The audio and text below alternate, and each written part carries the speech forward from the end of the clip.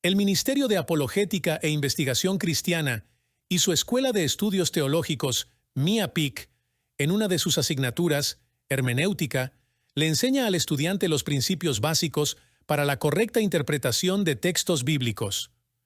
Uno de los libros utilizados en este aprendizaje es la Biblia en su contexto. ¿Cómo mejorar su estudio de las Escrituras? Por Craig S. Keener.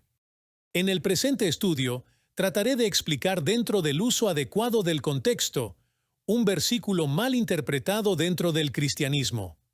Este es el de Mateo capítulo 3, versículo 11, el cual dice así: Yo bautizo con agua a los que se arrepienten de sus pecados y vuelven a Dios, pero pronto viene alguien que es superior a mí, tan superior que ni siquiera soy digno de ser su esclavo y llevarle las sandalias. Él los bautizará con el Espíritu Santo y con fuego. Nueva traducción viviente. Es importante aclararles que no pretendemos levantarnos con la única verdad. Nuestra única intención es juzgar el uso incorrecto de este versículo desde algunos púlpitos, especialmente desde iglesias cristianas pentecostales trinitarias. De hecho, muchos han declarado que los cristianos deben ser bautizados con el Espíritu Santo y fuego. ¿Pero entienden realmente el significado de la palabra fuego en el contexto de Mateo capítulo 3? En última instancia, es usted quien juzgará sobre la base de la evidencia presentada aquí, si es correcta nuestra interpretación. El bautismo con fuego en Mateo capítulo 3, versículo 11. Una moderna denominación en los Estados Unidos es la Iglesia de la Santidad y del Bautismo con Fuego. Muchos otros cristianos también dicen alegremente estar bautizados en el Espíritu Santo y fuego. Por supuesto, nosotros sabemos y apreciamos lo que quieren decir. Se refieren a la santidad, y la santidad es esencial.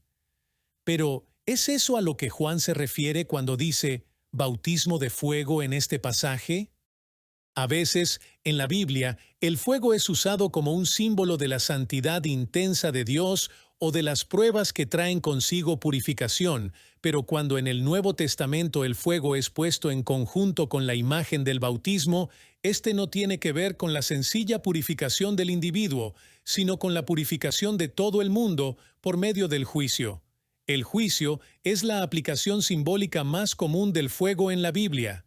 En vez de buscar por medio de la referencia cruzada a otros pasajes que usan la imagen del fuego en formas diferentes, debemos examinar lo que significa, en su propio contexto, el texto del bautismo en fuego.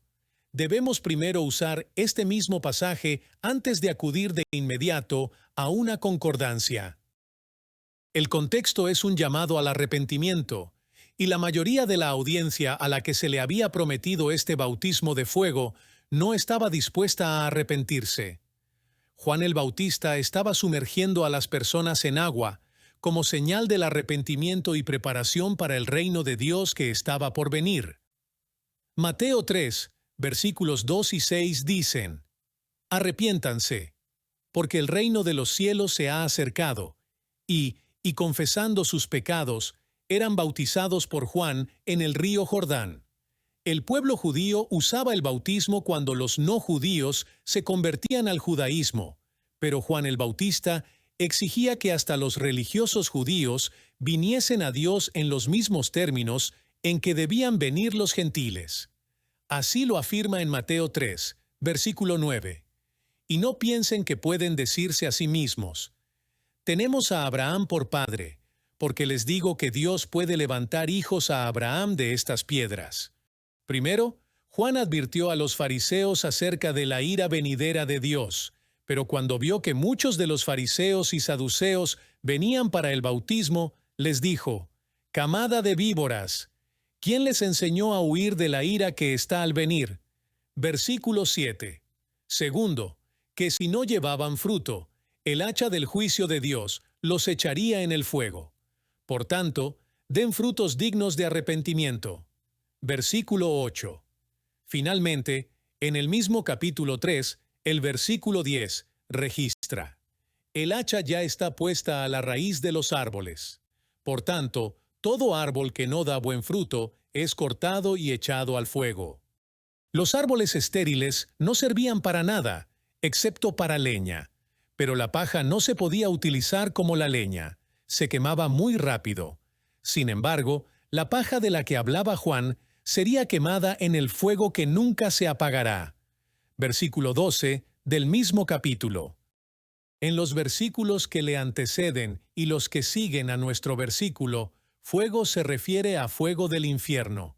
Leamos el versículo 12. Está listo para separar el trigo de la paja con su rastrillo. Luego limpiará la zona donde se trilla y juntará el trigo en su granero, pero quemará la paja en un fuego interminable. Nueva traducción viviente. Cuando Juan el Bautista habla del bautismo en fuego, usa una imagen de juicio que se mantiene a lo largo del párrafo. Recordemos que los que aquí escuchaban a Juan no eran gente arrepentida. Leamos esta afirmación de Juan en el versículo 7. Al ver Juan que muchos fariseos y saduceos venían para que él los bautizara, les dijo: «Ustedes son unas víboras. ¿Creen que se van a escapar del castigo que Dios les enviará? El Mesías viene a impartir a su audiencia un bautismo de doble índole, y diferentes miembros de su audiencia experimentarán diferentes partes de ese bautismo. Algunos se van a arrepentir, serán recogidos y puestos en el granero y recibirán el Espíritu. Sin embargo, los que no se arrepienten serán la paja, árboles cortados, que recibirán el fuego». Conclusión y agradecimientos. Es claro, entonces, que estudiar la Biblia en su contexto es clave para la correcta interpretación de versículos, pasajes, capítulos y, en general, la misma Biblia. Y esto es lo que enseñamos en nuestra Escuela de Estudios Teológicos de MIAPIC. Corrija humildemente a quienes malinterpreten este versículo 11 de Mateo 3. Y si no lo escuchan, simplemente sacúdase sus pies y salga de ese lugar.